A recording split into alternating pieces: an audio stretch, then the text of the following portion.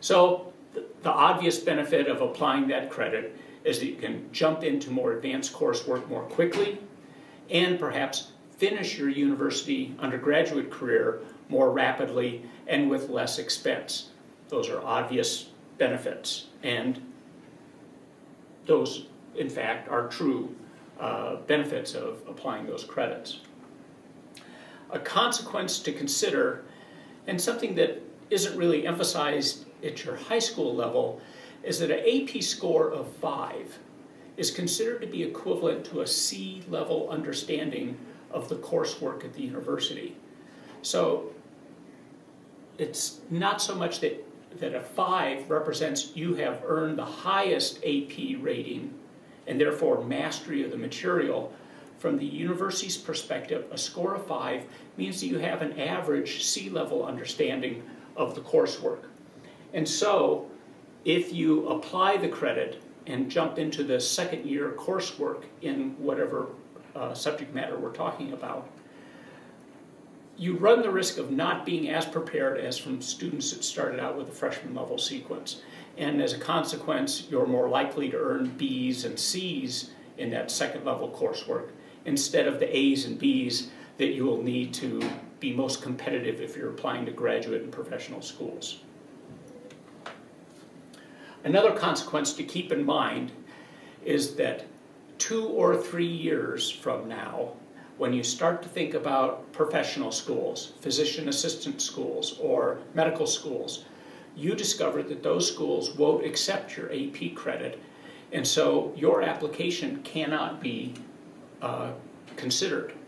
So let me give you kind of the worst case, best case scenario. Many of our students come in from out of state. Let's take California as an example. You want to be a doctor, and as a California resident, you're going to apply to many of the University of California medical schools. Well, if you had applied your biology or chemistry credit, AP credit, and started in advanced coursework, you couldn't apply to UCLA. You wouldn't be able to apply to Irvine. You could apply to San Diego. So a decision you make on AP credit now for a Californian could have rather limiting consequences as to what medical school you could apply to. Let's say you're a Colorado resident. Colorado residents' programs are much more lenient with regard to accepting AP credit. So if you're interested in medicine, dentistry, nursing, etc., your AP credit will generally be accepted as equivalent as you present your university transcripts to those professional schools. The physician assistant program does not accept AP credit, but instead expects you to have more advanced coursework in those areas to compensate for the AP credit. So it's a very difficult decision today of whether to apply AP credit because there are some consequences 2 and 3 years down the road. So, in summary, the pros of accepting AP credit or IB credit is you finish earlier and perhaps with less expense. The cons are that you may earn lower grades than you might if you retook the coursework at the freshman level.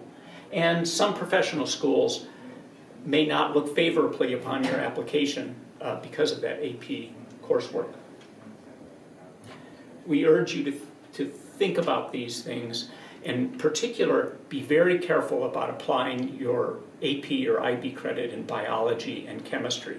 And we invite you to contact our office either by email or by phone to talk about your specific circumstance.